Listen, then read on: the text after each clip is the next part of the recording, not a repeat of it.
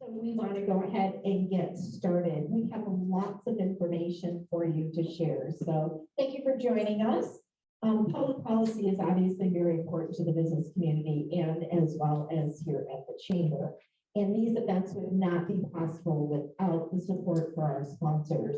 Air Products and Chemicals, Salt River Project, Planet Startup, Dignity Health Chandler Regional Medical Center, Intel, Catalyst Computer Technologies, Southwest Gas, Edward Jones Investments, Terri McKibbin, APS, and Dragon Walk Chinese Restaurant. So let's give them a round of applause. Without further ado, we are going to jump into today's program. So I'm going to introduce today's facilitator, and I'm really excited. Alan Etter is here. Alan is a senior government affairs representative with SRP, and prior to his work at SRP, Alan served as a policy advisor for 8 years for the Arizona House of Representatives for the Minority Caucus. He holds a degree in political science from the University of Arizona and a master's in public policy from the University of California, Berkeley. And in his free time, Alan enjoys hiking and trail running throughout Arizona. So thank you so much, Alan. Let's put our hands together for Alan.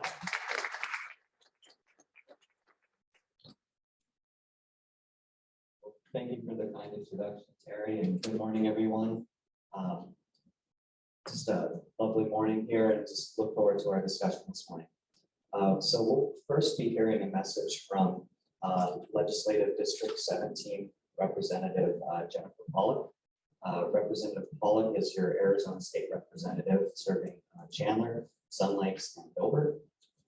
And she serves on the House Judiciary, Education, and Joint Legislative Audit Committees. Elected in 2018, Representative Pawlik is an active member of the Democratic Caucus, the Latino Caucus, the Joint Dyslexia Study Group, and the Community and Legislative Partners in Aging Forum. Her priorities include education, healthcare, and criminal justice reform. So please, please welcome Representative Pawlik.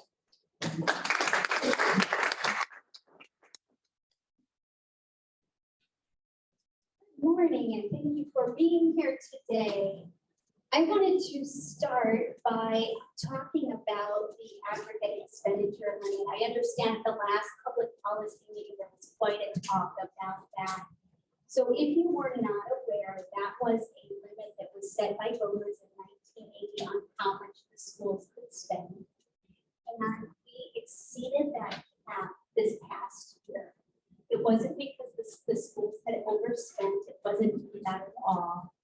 And in the past 4 years when this has happened, we have done an override vote that the legislature requires a 2/3 vote, and it's never been a political thing before. This year, it took a really long time to get everybody to come to the table. The House was able to vote to override on the 15th of February. We did get the 2/3 vote needed, and then the Senate joined us on the 21st. So I'm pleased to let you know that that has been taken care of, and the schools can spend the money that they were allocated for the fourth quarter. When we look ahead to next year, the same thing is likely to occur. So one thing that we should be considering is a reform of the cap, or perhaps a repeal of the cap.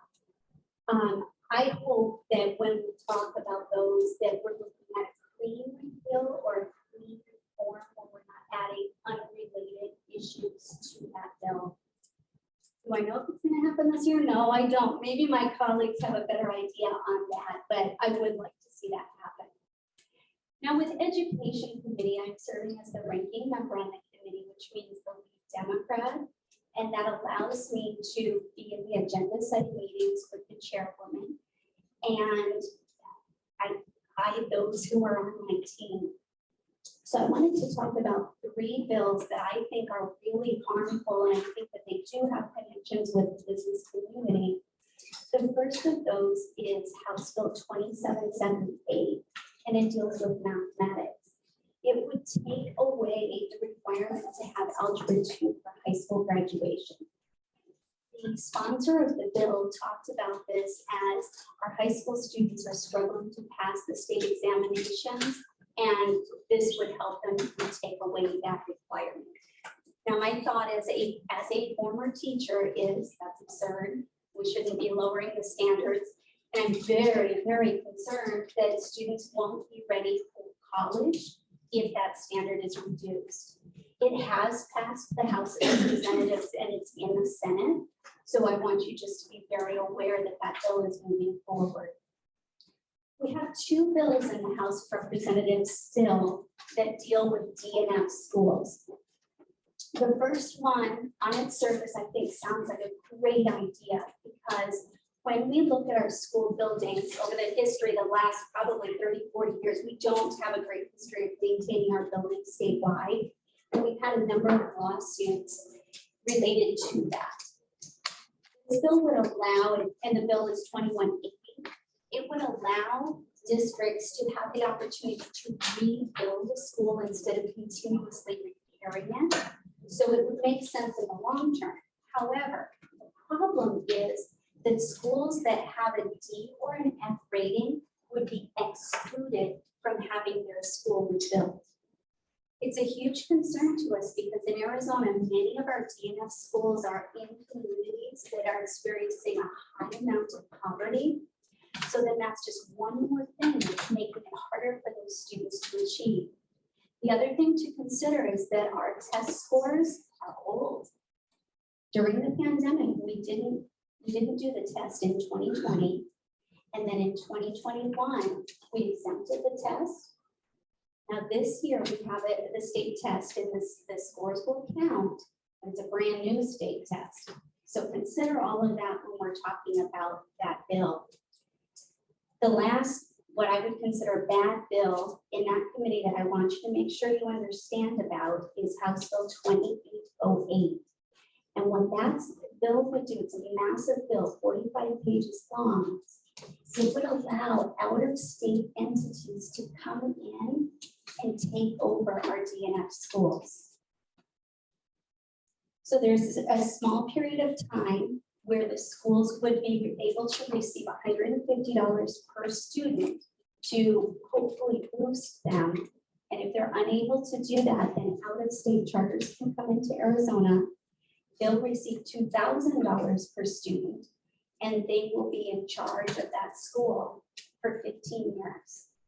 So it's very concerning that we wouldn't take care of the problem here in Arizona and fund it properly here in Arizona before we would be giving that money to out-of-state entities.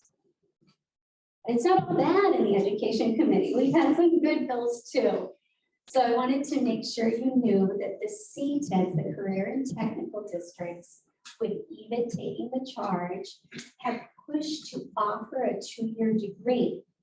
So what they're saying is a lot of times the students that do the programs at the CTEDs, they don't go on to higher ed. They're comfortable with the programs and the buildings, the taxpayer funded buildings, they're being unused in the evenings.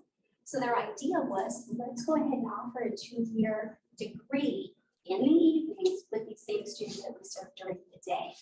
So that one has passed the House and moved over to the Senate. And then we also had a package of 3 bills that were dealing with adults who don't have a high school diploma and they don't have a GED.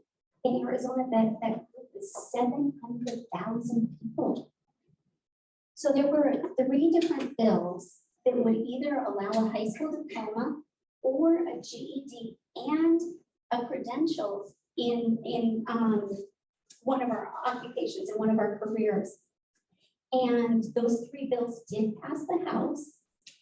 The way they are set up is a 2-year program where the students hopefully are showing that they are making growth, and we identify growth as they either move on to higher ed, they can get a job that's paying more than the minimum wage, or, oh, there was a third one that I can't remember right now. If I think of it, I'll tell you.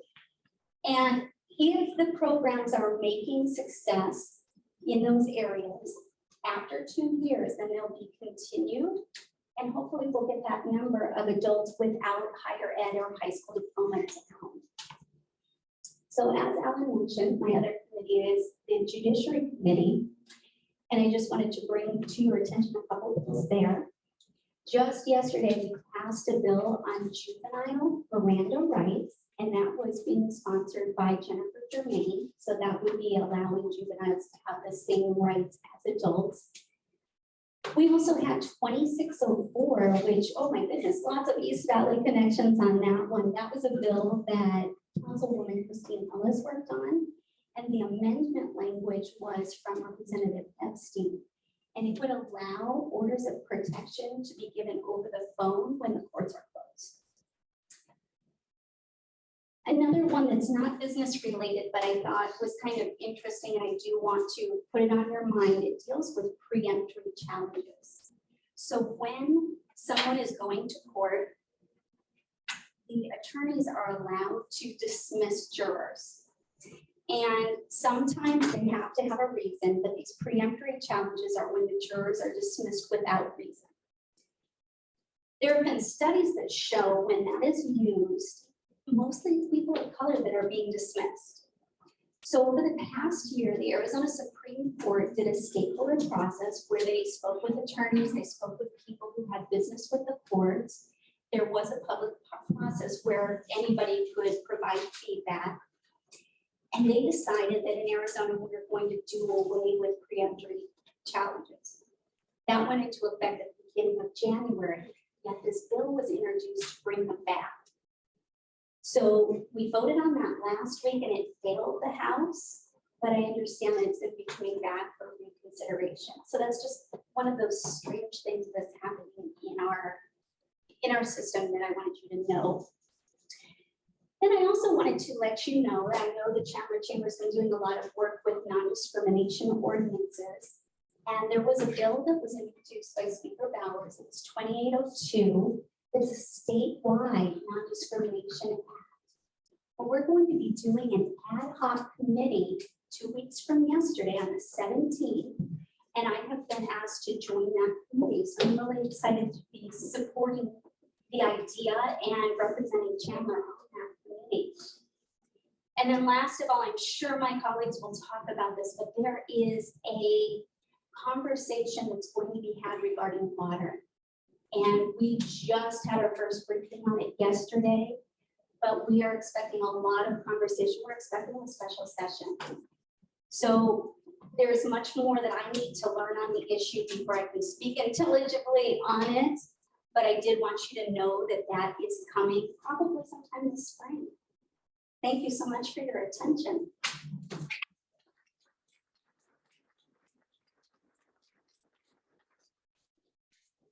Thank you very much, Representative Pawlik, for the updates. We'll hold that questions till the end that we get through our three speakers.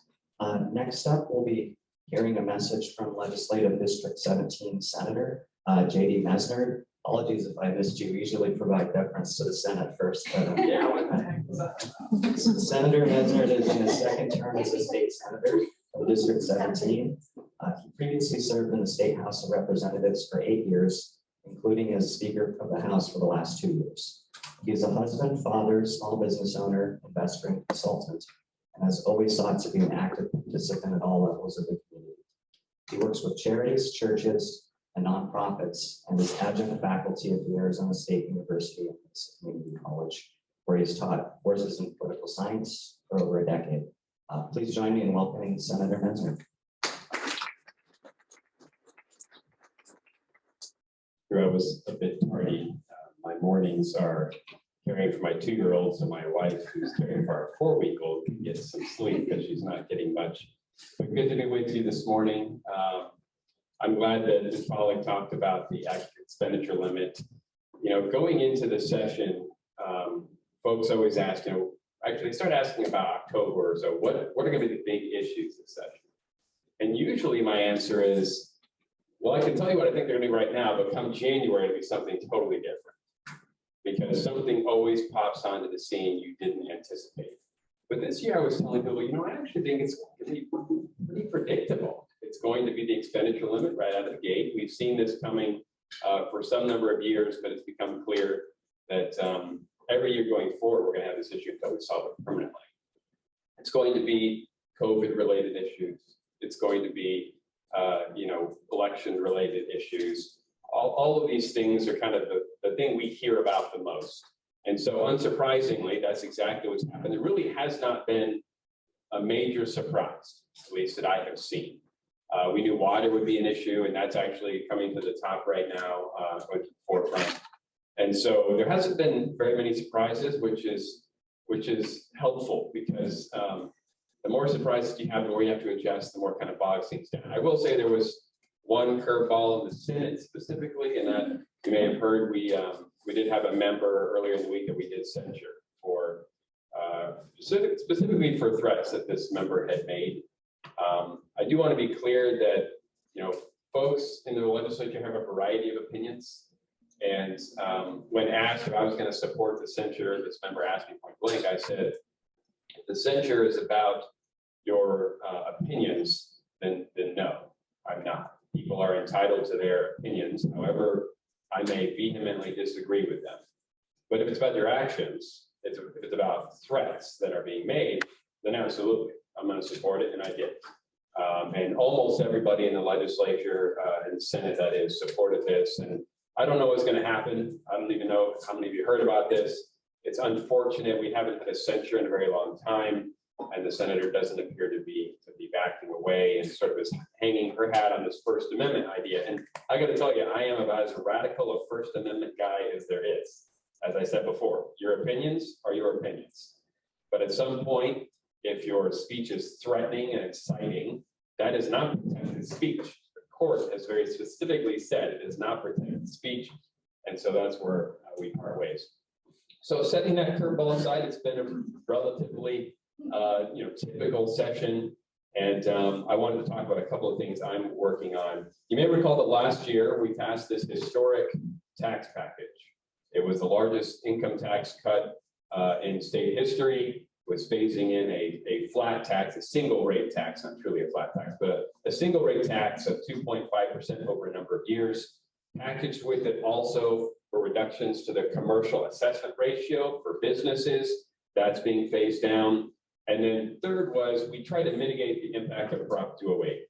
Prop 208, as you know, it passed the prior year in November. It was going to be imposing a 77% increase in taxes on small businesses and others.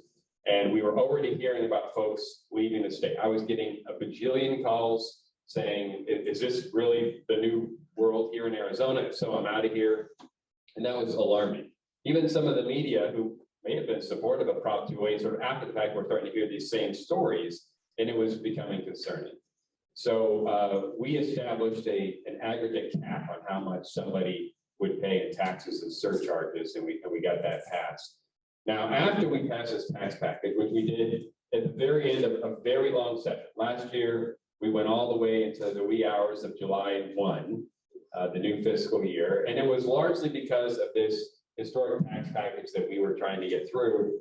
It was a month or ish after that the court actually largely struck down Prop 208. And had we known they were going to do that, we would have had something different than we did, because about $400 million of the tax package was aimed at this 208 issue. And now without a 208 issue, and it's still technically there, but it's sort of on life support. We anticipate that within the next week or two, it will be gone, but we'll see.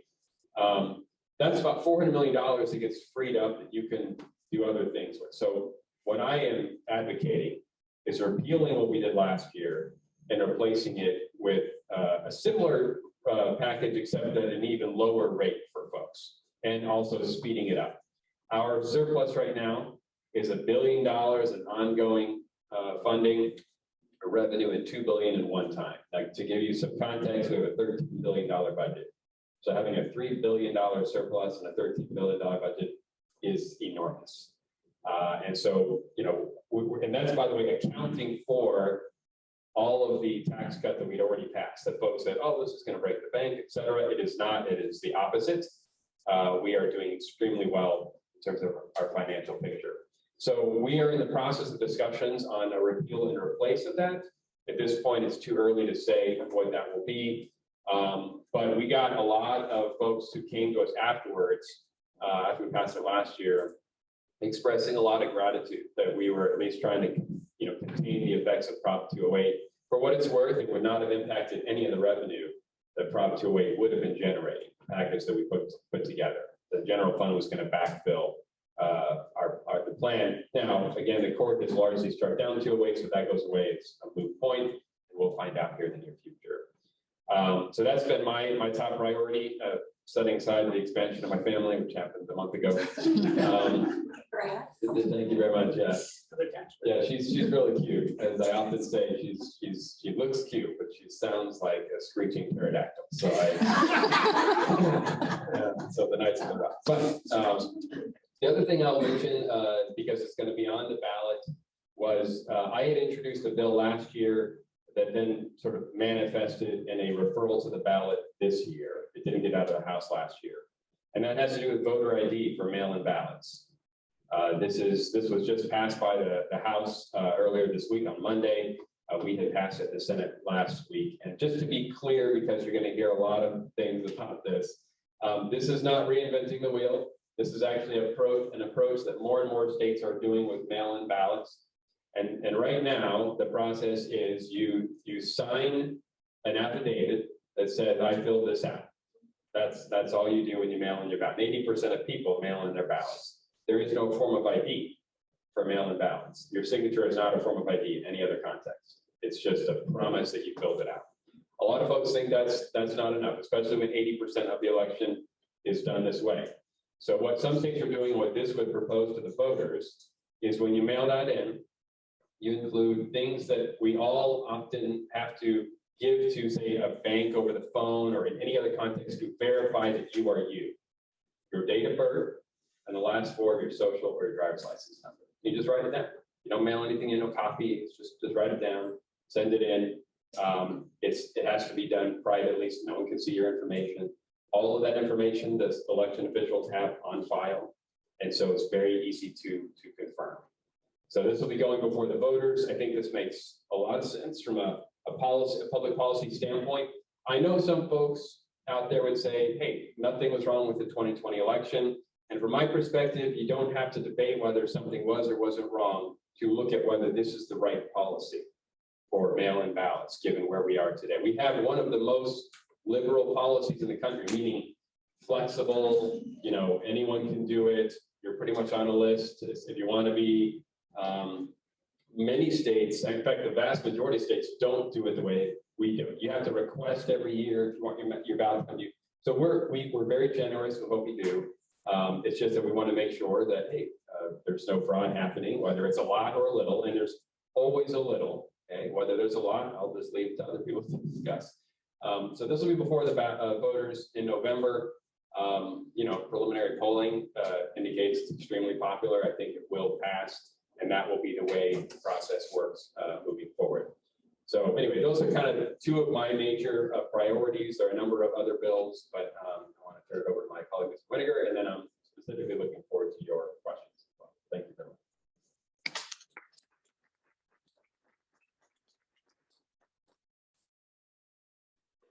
Thank you for the update, Senator Mesnard.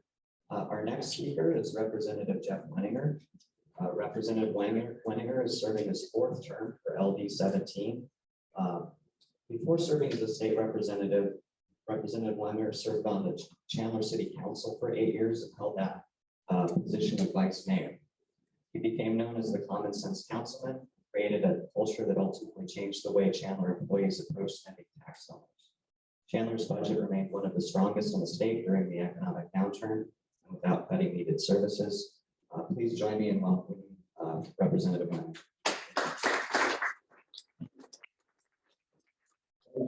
Good morning. I'll probably repeat a few of the things that has been said. Thanks for having me here.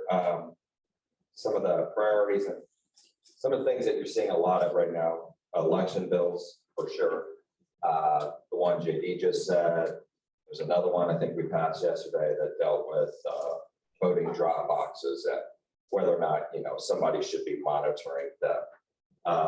And like JD said, you don't necessarily have to look at every little thing that's been brought up at the elections. One thing I noticed last year or during the 2020 election was, and I think Jack and I talked about this, is there was a lot of times the data was left overnight in some of these centers. And so some of these voting centers, I mean, they're in strip malls, they're different things that they weren't necessarily, 100% secure. And so there's little things that we can change. You just hear about a lot of them. The ones that really didn't have a chance of passing. One day, one vote, no early ballots, no machines, only a hand count.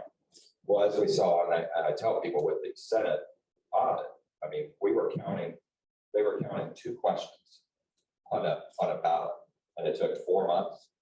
And there's 50 to 70 questions on every single ballot. So there's no way you're going to count that by hand and have it done by that night. But I would caution you not just because the media reports just on those things, like those are actually going to come to fruition. The bill that JD was talking about, ID for voting holds near 80% nationwide. It's not like this is out of the norm of what people think you should have to show an ID to vote. I want to talk a little bit about some of the bills that have been going through that seem to go through every year. You probably hear about it. Airbnb, vaping, these kinds of things. And JD's ran some of these bills, they come through my committee, and every year there's bills that make sense and could get through. There was an Airbnb bill, I think that JD had last year, that dealt with party houses. And it wasn't enough, and it didn't give ultimate control to the cities, so it got voted down. Vaping, for years, almost since I've been down there, vaping has come up year after year after year. We had a bill yesterday that I thought went too far. And all the other bills over the years are turned down every single year because they don't go far enough. To use a football analogy, I'm always like, why wouldn't you take, if that your ultimate goal is to get a touchdown, why wouldn't you take 10 yards this year, 10 yards next year?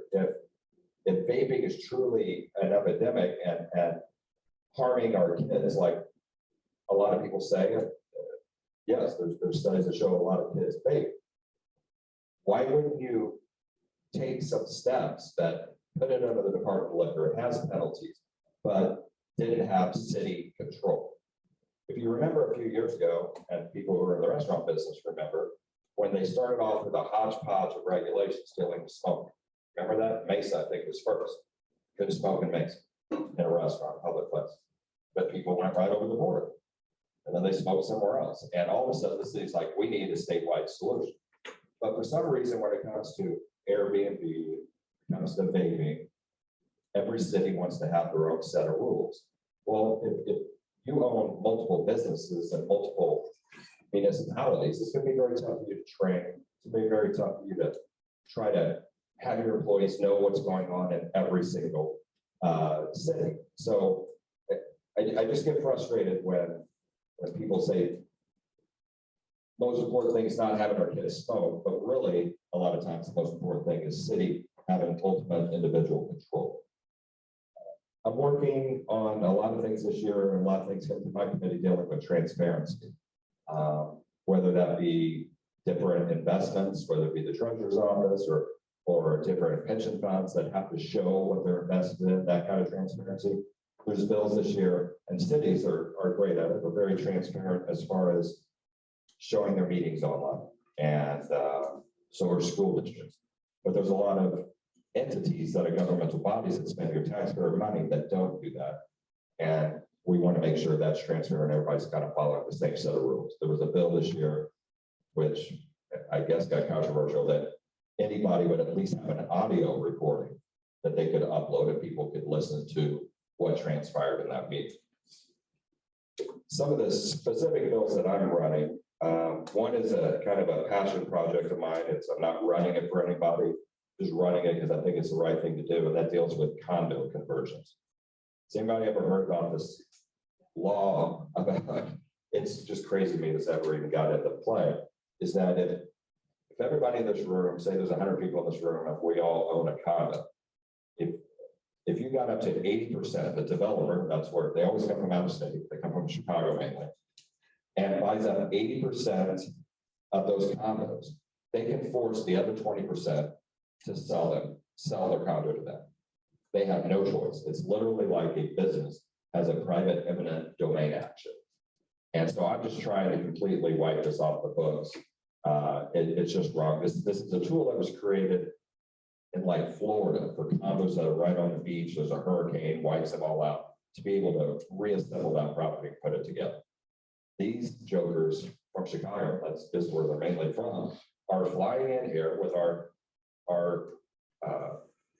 skyrocketing values and are buying these up probably $40,000 to $50,000 a door cheaper than they could go buy apartments, and are buying these up and then doubling, kicking everybody out and doubling the rent.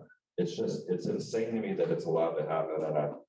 And we have it in JD's committee next week, so we're hoping to get it out of there. Another bill I'm running is dealing with personal property tax for businesses. This includes all three classes of businesses, which would dramatically lower their rate, which would help out small businesses, but also help out, the large businesses, the TSMCs, the Intels, and all these. When they go buy new equipment, that property tax is much, much lower. Somebody mentioned during the debate, actually, I think it was assessment, mentioned during the debate, what if people are just going to go buy stuff early? It's like, okay, if Intel goes out a few years early to buy all new equipment, I don't think a lot of people are going to complain about the sales tax that's coming in, that's going to support our police officers, firefighters, and all of that. And then the last thing, I can never get out of here without talking a little bit about cryptocurrency, is I'm running a bill dealing with cryptocurrency again this year. I don't know how much everybody knows about cryptocurrency, but very quickly, it just basically is going to treat a lot of the cryptocurrency aspects in taxation the same as mutual funds and stocks and that kind of thing. So if you have cryptocurrency stolen or hacked, then you would be able to write that off your taxes, just like the ability to write off personal property off your taxes. If you're trading cryptocurrency, you use something called gas, like Ethereum or different things to fuel these transactions. And this would basically codify the law, what is the current practice, that you're basically able to write and expense that gas, just like we'd be able to expense a trading fee at the national level.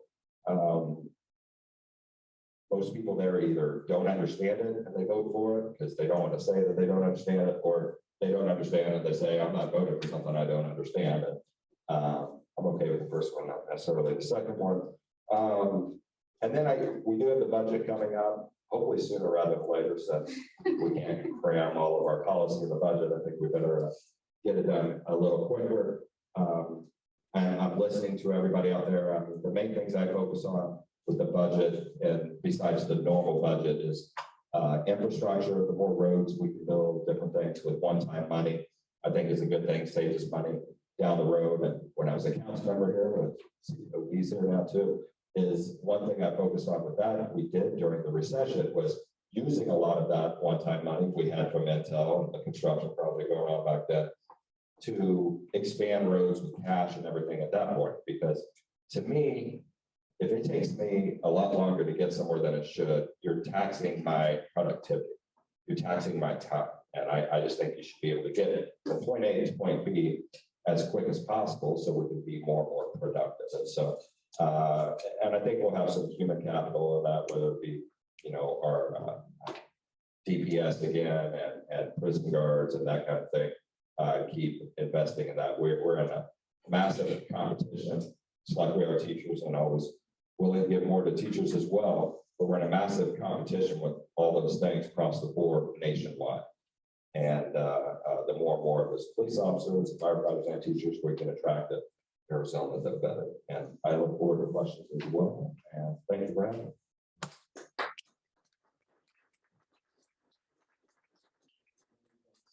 Representative Weninger for the update. Now's the time for turn it over to the audience for questions and answers from our representatives. And I'm not sure how to proceed. Terri, would you like to just? I'll start it. I have actually the three of them would like to come back up. You talked a little bit about the budget. What we're hearing is that we're very far apart on coming to consensus from both ends of the aisle, as well as the governor's office. Is that true, or are we going to be able to get to a budget so that we're not going into August? I'd say it's true that we're far apart. I would just add one caveat. We're probably far apart with our own caucus. I don't know about the other caucus, but you have some of our Republicans, I mean, they don't want to spend much at all. And so just even corralling ourselves is going to be tough. Maybe we'll get a couple Democrats to vote for the budget this year. So Keep it clean. a Keep it couple clean. that are Keep it retiring. clean. So we'll see. Other comments, Senator? And I would say I haven't been brought into conversations yet. Either way. Okay, that's good to know. I think it's going to be a long session. It's a similar dynamic to last year, where you're trying to put a budget together where you have all Republicans on it. You have no margin for error. Everybody's empowered. And now with the court having struck down the kind of packaged non-budgetary things, which on the surface is like, well, that's the right way. You shouldn't be putting those things in the budget. But the practical impact is that now those things will still be demanded outside the budget as a condition of a budget vote.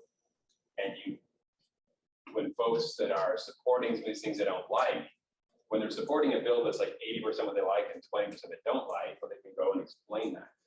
But when now that 20% is carved out and it's a separate standalone bill, but it has to go with the entire package to get the budget vote, it's much harder to vote yes on a bill that's 100% what you're opposed to. And so I think when you add up all the variables, and you may have heard that there was a thought to doing a special session on the repeal and replace. The thinking was that's a last year issue, so let's address that before we even get to this year's stuff. And at least on the Senate side, you had folks say, no, but I have all my stuff that I care about. And they were seemingly willing to sort of leverage that or tangle up last year's stuff to get this year's stuff, let alone this year's stuff. So when you have all that leverage out there, people use it. And so been around long. I mean, certainly things could come around. Stars could suddenly align, but I'm not as optimistic as some people. Long session. Yeah, unfortunately. On education, I had one question and a suggestion for you. School spending is like more than half the state budget is very important. In conversations I have with people out there, they really do not understand what the spending priorities are.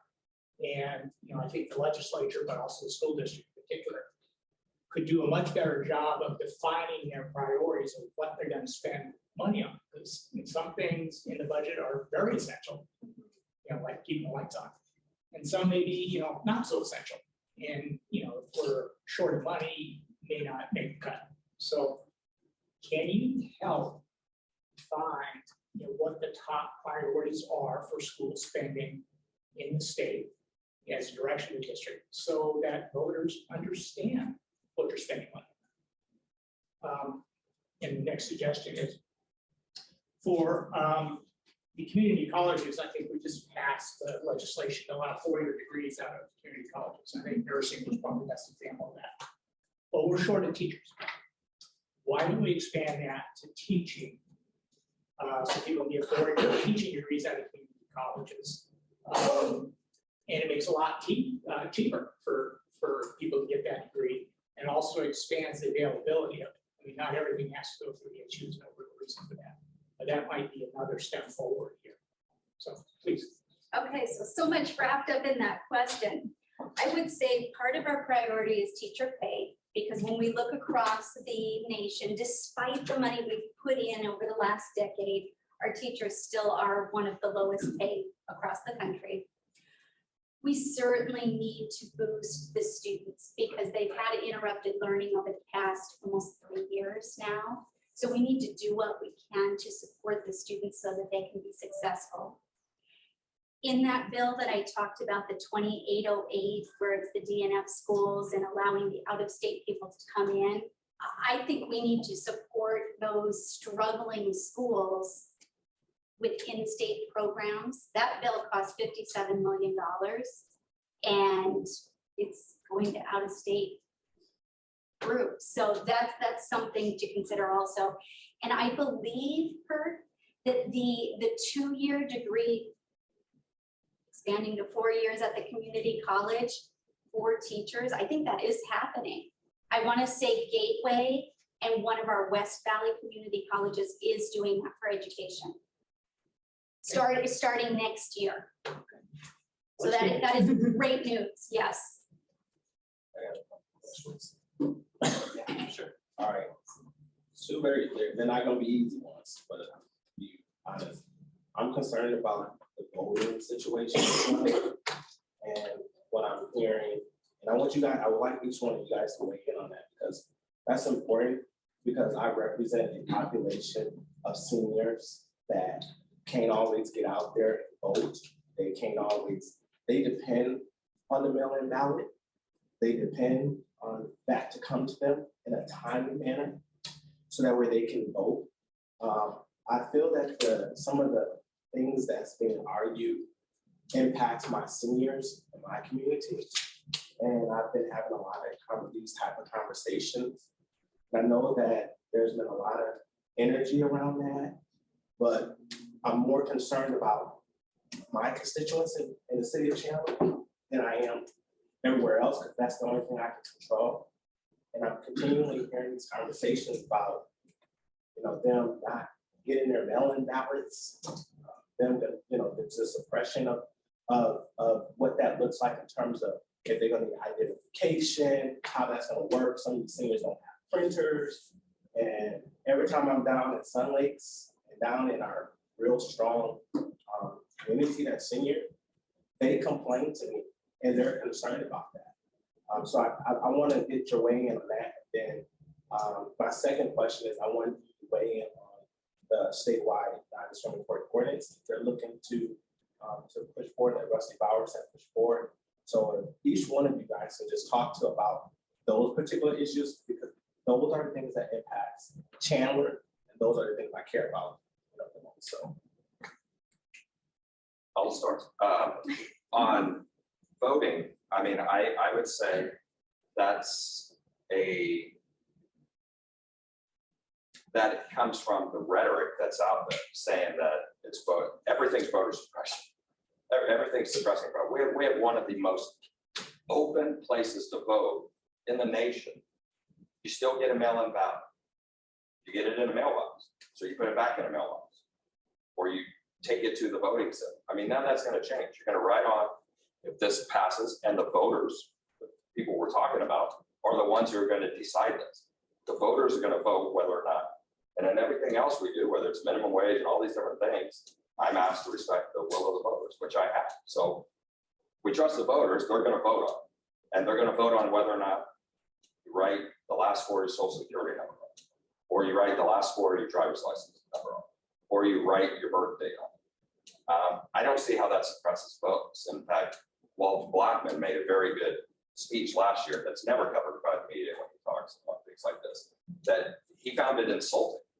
He found it insulting to say that kind of thing, that somehow he and other people on that is suppressing just specifically their rights.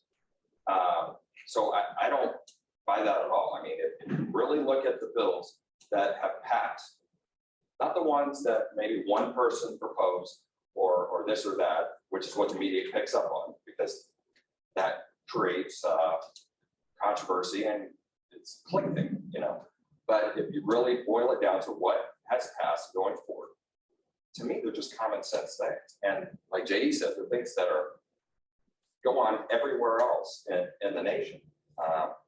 And one of the big things we did pass a few years ago, in fact, it was my first year in the legislature, and was just upheld by the US Supreme Court, was ballot harvesting. And so some of these deal with making sure that there's not an end around that kind of thing, where people used to go and people would just be carrying in hundreds and hundreds of ballots and dump them all in. And we don't know who touched those ballots and how that went. And so Some of this, like the drop boxes and having monitoring of that, is making sure that that law that was upheld by the U.S. Supreme Court is latched onto. To me, it's kind of like the city of Chandler one that you and I spoke about. I haven't seen any language. I don't know what they're going to come out with in that. And I try not to just comment on just an overall idea without seeing the specific language. So I'll be waiting for that. Should we finish and then come back to you? Okay. Or I didn't know if yours was a follow-up of that. Or he wants to hear from all of us, and then I know. Okay. I can wait.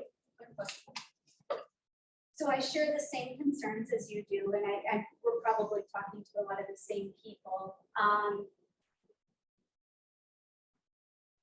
We don't want to suppress the vote. And whether it's a media thing or not, people are really concerned. I spoke to a lady who was 90 and she said, you know what, I can come to the door, I can walk, but if my ability to vote by mail is taken away, I can't stand in a line. And my husband has a disability, he can't stand in line either. So I also am hearing from people who are really worried that their ability to vote is going to be taken away.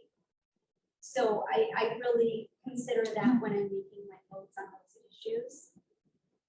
With the non-discrimination, I stand through the bill. It's been introduced, but it hasn't been first read and signed. And if anybody's not aware, we've had crossover week.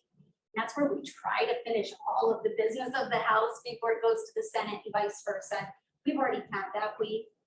So there are special maneuvers so that bills can be heard kind of out of order.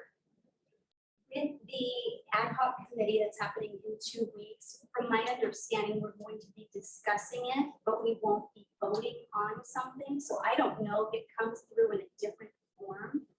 If you look up House Bill 2802, that's the bill language that we're looking at. So anybody can look that up and see what you think, and certainly reach out and let me know, since I will be on that committee. So I think it was just before you came here that we were talking about the referral to the ballot voter ID.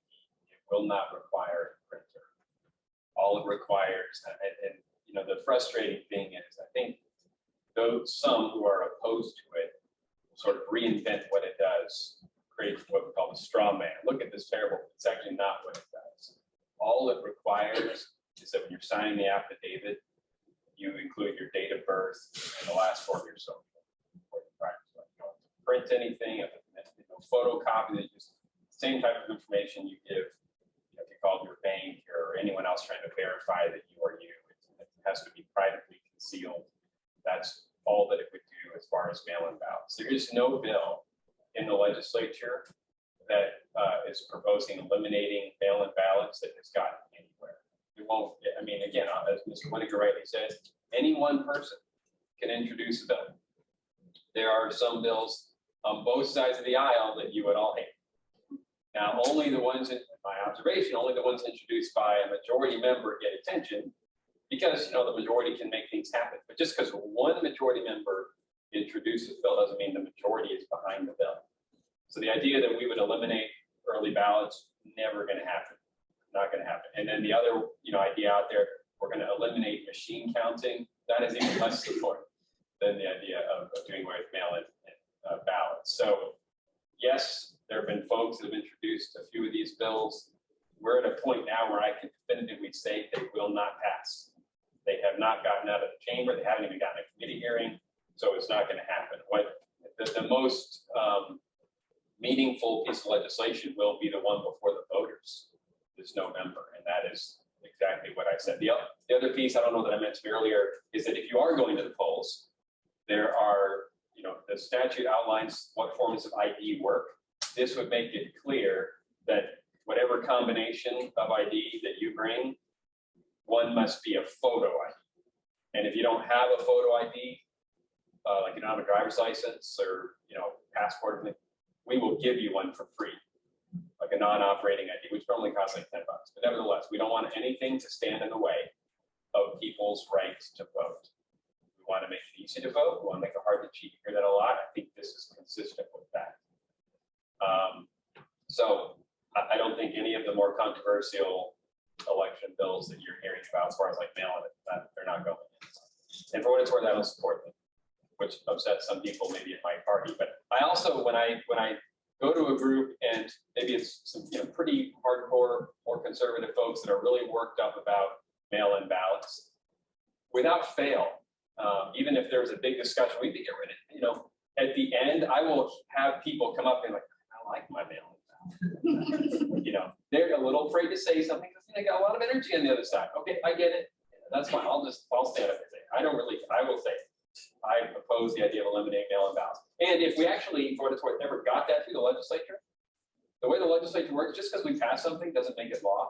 There's a 90-day waiting period after session ends for folks to go out and get signatures, and that's exactly what would happen. And so it would end up on the ballot anyway, and it'd be 80% of people mailing in their ballot to decide whether or not they want to continue mailing in their ballot. It's never going to happen. Okay, now the side, they're going to get mad that I say that, but it's not going to happen. So that's that. Well, I like mail-in ballots. I like going to the polls. I like going to the polls, but to each his own. Well, I think the problem is that most of the people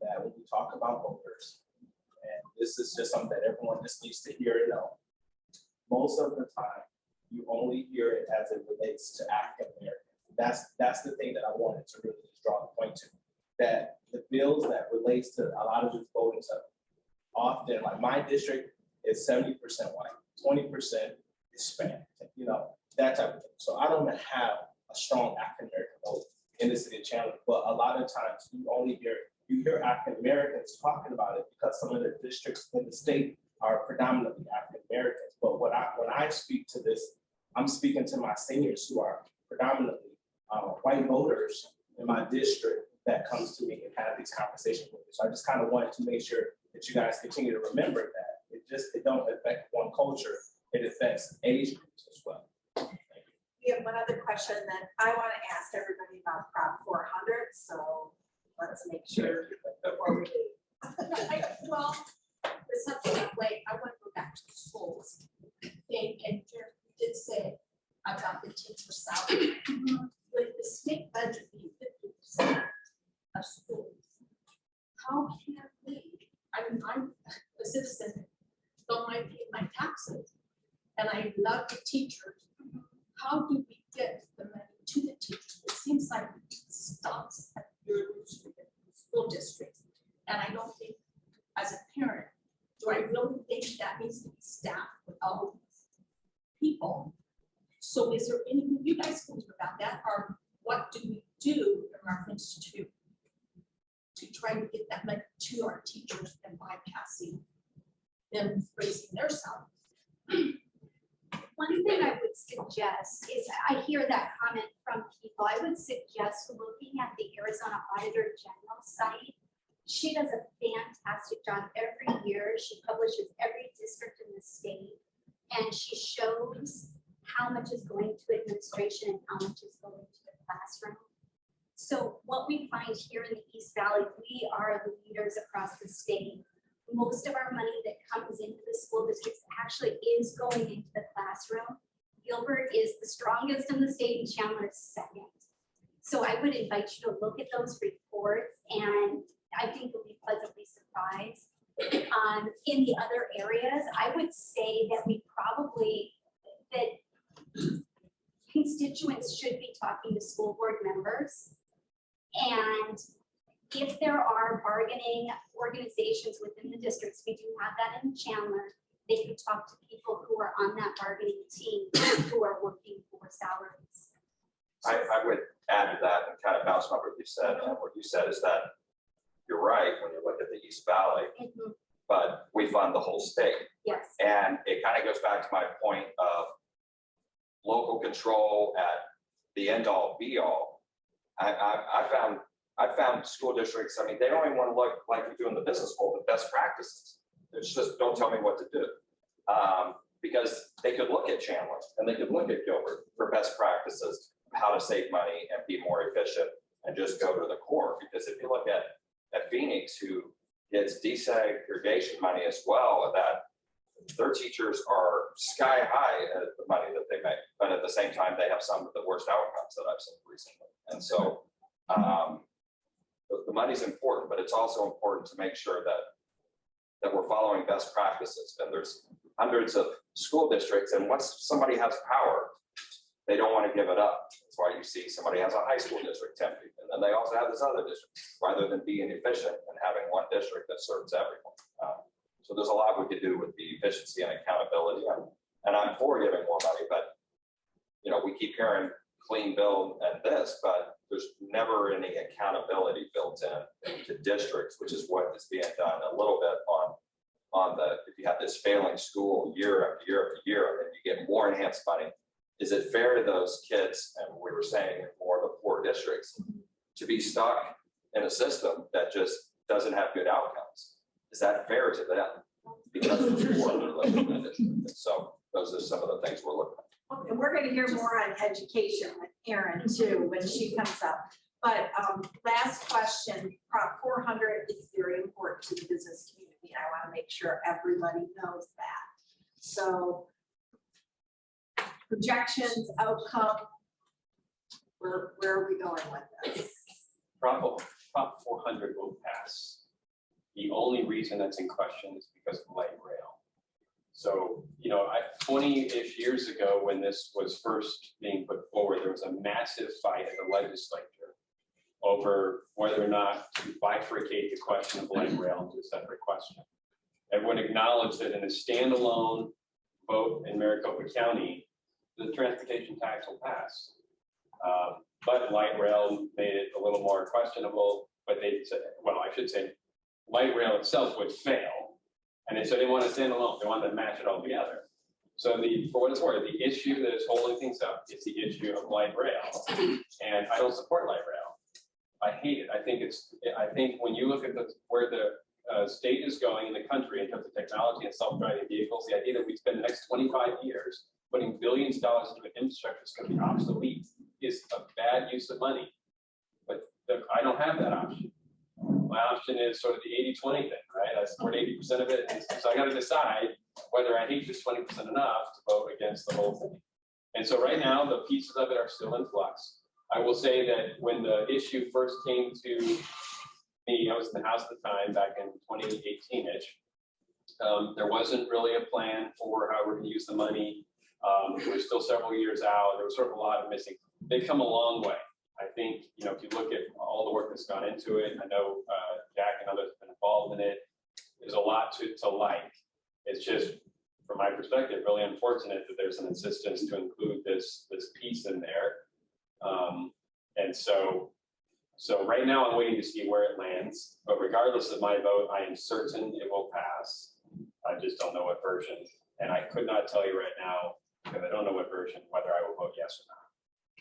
Thank you. Appreciate it. I'm kind of the same boat. I do not like the light rail, and I don't really like the non-accountability in it. I mean, I don't, it frustrates me when I see Mesa narrowing a road from 3 lanes to 2 lanes right in front of their college, their hospital, what used to be the Premier Mall, literally like restricting traffic so they can have a 30-foot sidewalk. Tempe did the same thing right before the freeway on McClintock, where they narrowed it from 3 lanes to 2 lanes. And, we're paying for that, more restricting traffic. So I would definitely like to see some kind of amendments that says that kind of stuff can't be done if you're going to use regional taxpayer money. But, I've been against light rail for a long time. I fought with Michael Pawlik when there was talk about it. I fought on his behalf. Yeah, I was gonna say, When, wait a not minute. with my, when they were going to bring it down Arizona Avenue, and it just would have wrecked things for a very long time. I know Chandler isn't necessarily planning on light rail, so the question is if this passes, are we getting our fair share and stuff of a whole regional tax here in the city of Chandler? And in talking with our government affairs officials, both from Chandler and Gilbert, I was very comfortable with what was presented. So I don't know if changes are being had or not, because I'm not on that committee. hasn't come to the floor. But I've been very comfortable with what has been presented to me. Thank you. Alan, I'll let you, because we've got another speaker. We want to hear from our elected officials in the room. Thank you so much for this. Introduce our next speaker, Erin Eccleston, who's the Senior Director of Community Impact for Education Forward Arizona. As the Senior Director of Community Impact, Erin leads the organization's team of regional community impact managers and sets the strategic direction for the organization's work in communities across the state. Since joining the organization in 2013, Erin has led multiple local, regional, and state collaborations to advance equity in education and build support for achieving Arizona's education goals, as measured by the Arizona Education Progress Index. Please join me in welcoming Erin.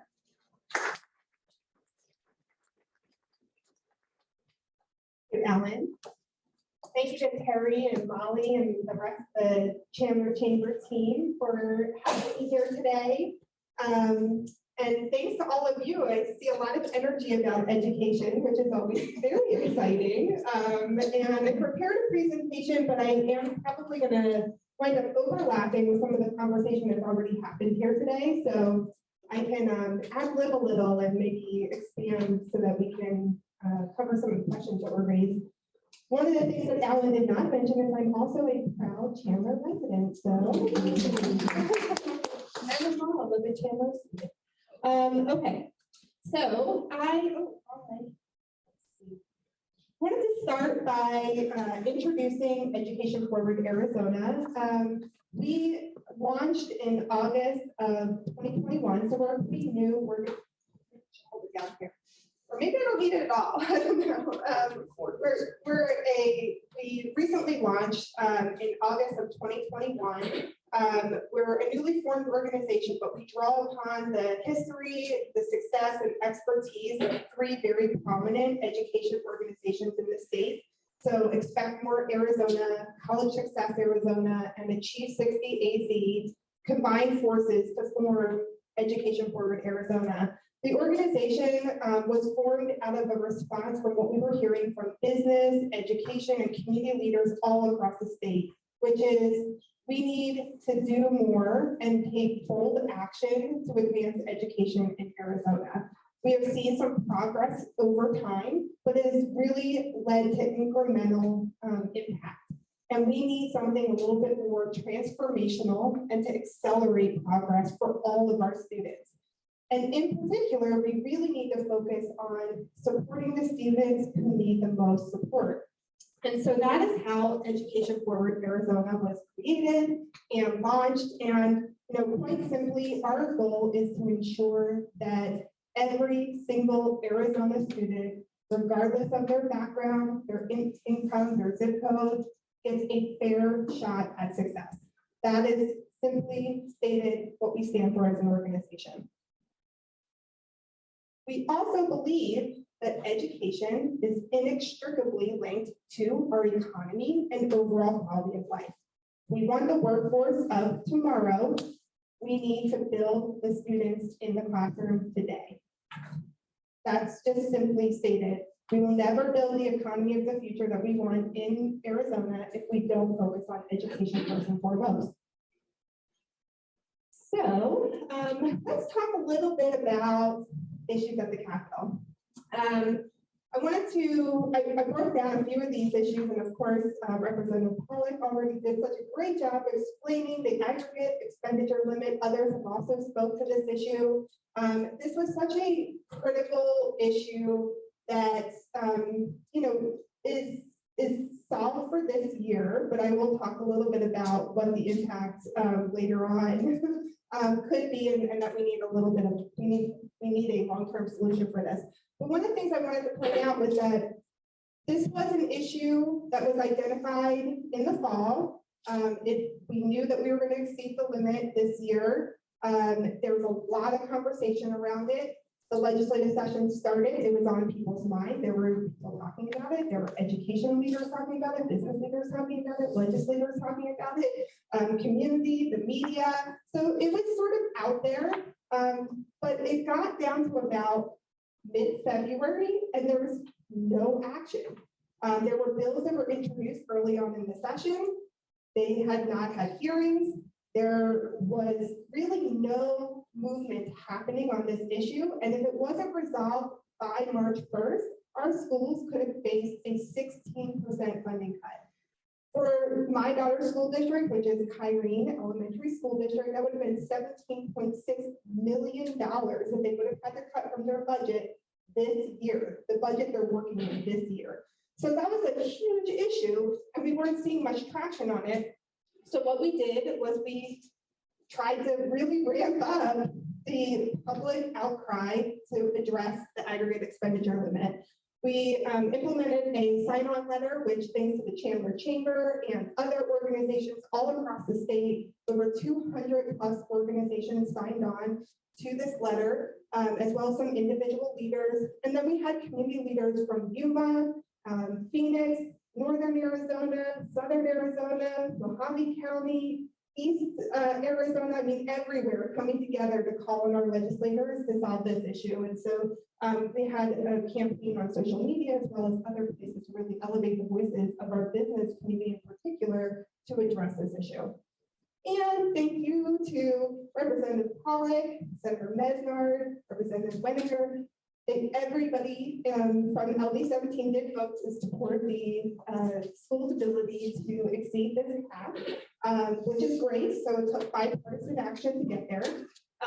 But like I said, we need a long-term solution. This is going to come up next year, probably years to come, if we don't address it in a more meaningful way. And so there have been some conversations that have started. I know that Senator Fan has addressed this publicly of wanting to look at this issue and try to come up with a long-term solution, not waiting until next year to do so. That would be our goal. Let's deal with this now and not wait until next year. But here are some key questions that we've identified that should be considered in the discussion around the aggregate expenditure limit and what we do with it. So should we remove the spending cap completely? I mean, for our schools are in a different world and education looks different than it did 41 years ago. And so should we raise it? Should we eliminate it completely? We also need to balance, the additional need for funding with the aggregate expenditure limit so that we can deal with things like teacher salaries and other issues. And then also we need to think about what should be included and what shouldn't be included in the aggregate expenditure limit. One of the reasons why we exceeded the cap this year is because a court ruling basically looked at and with a microscope some of the action that the legislators had taken in recent times. And one of the things that the legislators had done was they extended Prop 301, which was great. That was money that our schools relied on, and if it went away, it would have been devastating. But because the legislature took that action that was originally taken by voters, and it was excluded from the aggregate expenditure limit, that then led to us exceeding the cap. So these are some things that we need to look at. Okay, so that's the aggregate expenditure limit. There are other issues that we want to focus on. Representative Pawlik did mention one issue that we are also very concerned with, which is related to graduation requirements. Actually, both of the issues on this slide, I think, are similar in some ways. It's about addressing an issue, a very real issue. We are struggling to reach an increased high school graduation rates in the state. We are also struggling with teacher shortages. Some of the solutions that are being proposed are about lowering the expectations and standards. That is not okay. So when it comes to high school graduation, we shouldn't be lowering the expectation we have for students and what they need to know and be prepared to do after high school in order to get them over the finish line. We should have high expectations. We need to be preparing our students for the jobs of the future. And so with that, we need to make sure that we keep those high expectations in place. And for anybody who says, well, algebra 2, I don't know, some students just can't handle that content, that may be the case. There are already some alternatives that do exist. And so the idea of taking this action and actually lowering the math requirements is really not something that the teacher shortage I was talking about is that one of the, or actually two of the bills would lower the expectations and standards for and statewide credentialing and training for school leaders. And then also for substitutes, removing the requirement for substitutes to have a bachelor's degree, 4 years degree. So those are not ways that we should be solving our shortage issue. In fact, we should be looking for the highest quality educators we possibly can get in the classroom, which is more important now than ever before because our students have just experienced years of disruptive learning. And so they need skilled, high quality educators in the classroom. And that's what we should be focused on, not lowering the expectations and standards. So these are some issues that we are concerned with. The other thing I wanted to highlight is that there's a package of bills that I think would be of interest to the business community, because I think it does connect very directly to attainment and a workforce readiness.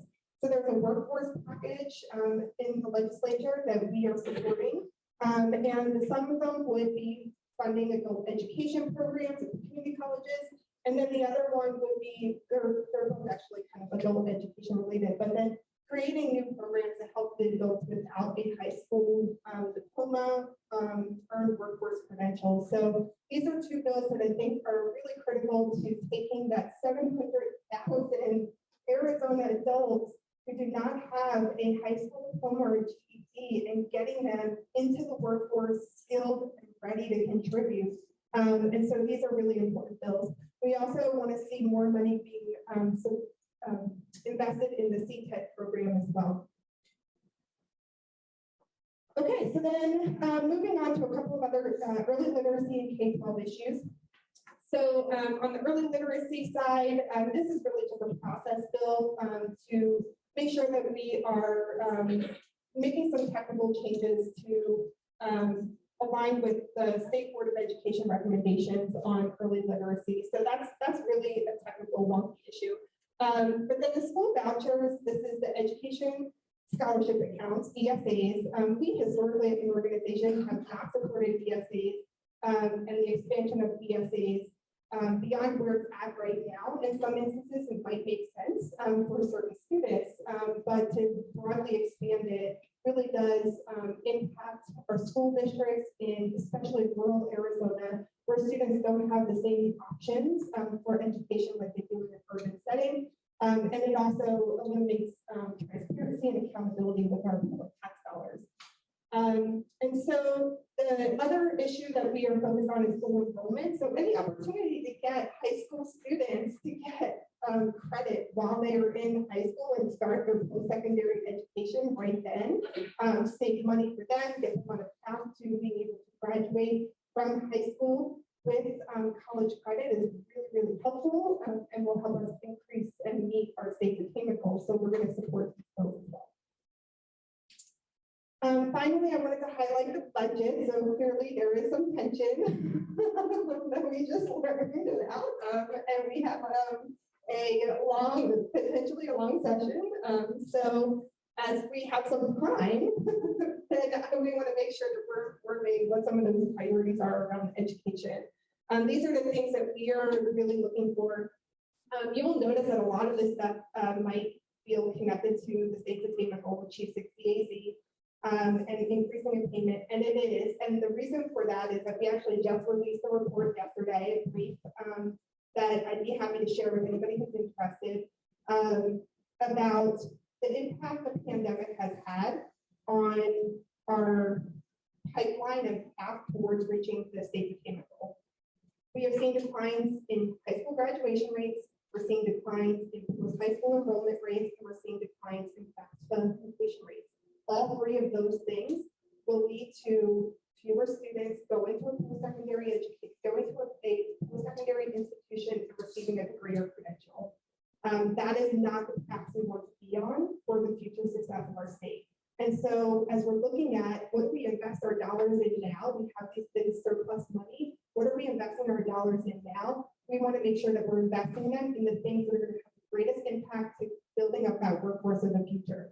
And these are some of the things that we think will Also, there's a lot of issues related to just recovery and reskilling and sort of orienting students and catching them up for the disrupted learning that they've experienced over the last couple of years. And so those are also things that we're really focused on right now. And so this is my call to action for everyone. This is like my pet project right now. I truly believe that we agree on more than we disagree on. Across the state, I believe this is true, especially when it comes to education. I think we all want to see our students be successful. I think we all agree that Arizona students deserve the best education possible. And I think we all agree that we need a skilled and trained workforce for the future. And so I want to bring together a group of Arizonans from all corners of the state to be stronger advocates for education, because education needs champions. And I think some of them are right here in this room. So I left little QR codes at the table. Please scan them and join our advocates network. We will be training individuals on the different issues that are impacting education. We will be providing opportunities, tools, resources, skills to help each of you be successful advocates for our schools and for our students across the state. So thank you very much to Terri and the rest of the team for inviting me here. And this is my contact info. If you have any questions at all or need to reach out to me, please do so. I am, here in Chandler, but travel across the state, get to talk with lots of different people, community leaders, parents, business leaders, elected leaders from different cities and municipalities. And I think that we agree on more than we disagree on. And what we really need is bold action and strong solutions. And that starts with everybody here in this room working together. So thank you.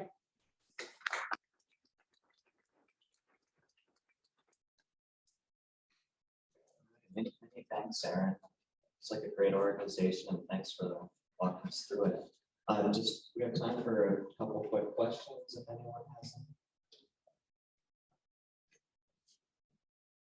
I'm happy to turn it over to Terri and shut this out. Great, thank you, Alan. Let's give Alan a round of applause. And I just want to thank Erin, because I know you have been our advocate, and every time I pick up the phone and call you or we weigh in on things, we are a lot more, we have a lot more in common than we are different. So thank you for that. And education, we use that as an economic development tool here in Chandler. So it's very, very critical. So at this time, it is my pleasure to introduce our other elected officials in the room. And if I could have Supervisor Sellers come on up first. And we'll start with Maricopa County first, and then Councilmember Harris will open it up to you as well. And I know, Jack, you are going to be here on April 1st. I'm going to do the plug-in right now. April 1st, on our public policy meeting, is going to be about transportation. And we have Meg coming from the Maricopa Association of Governments, Audra, somebody from her team will be here, as well as we have the I-10 widening that we'll be talking about. We'll hear from you as well. And then also our mayor and city manager. So, because transportation is important to the business community. So.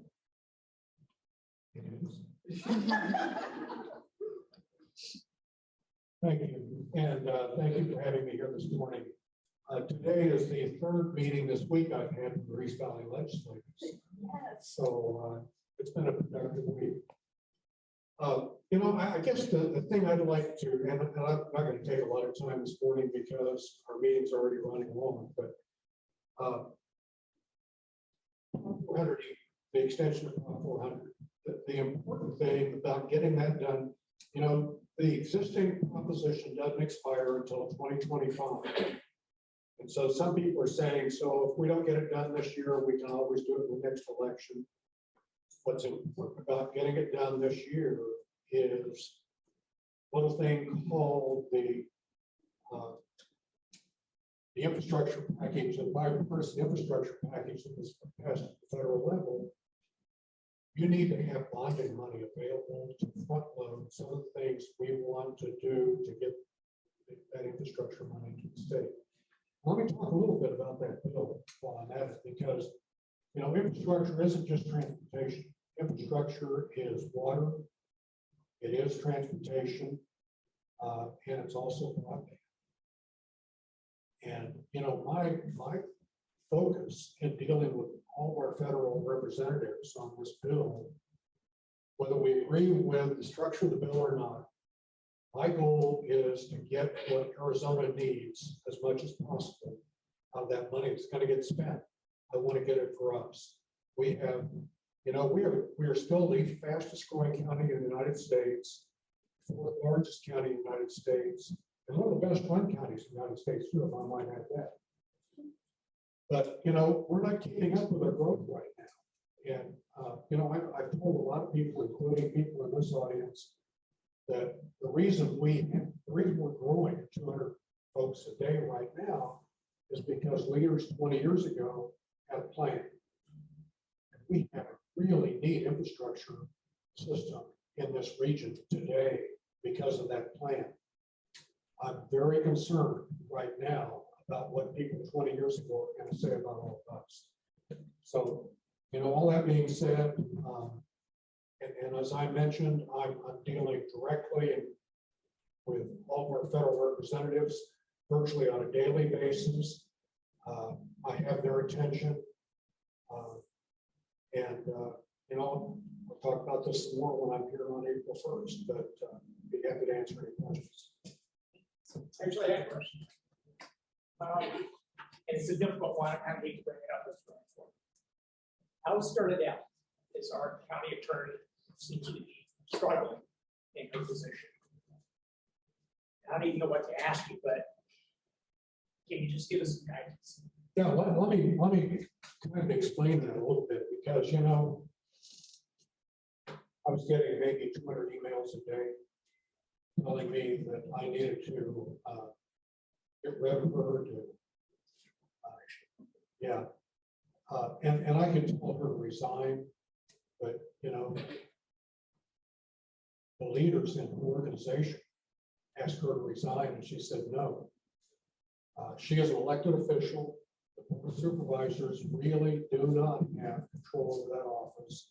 We have control over that budget, but we do not have control over the office. So it's really up to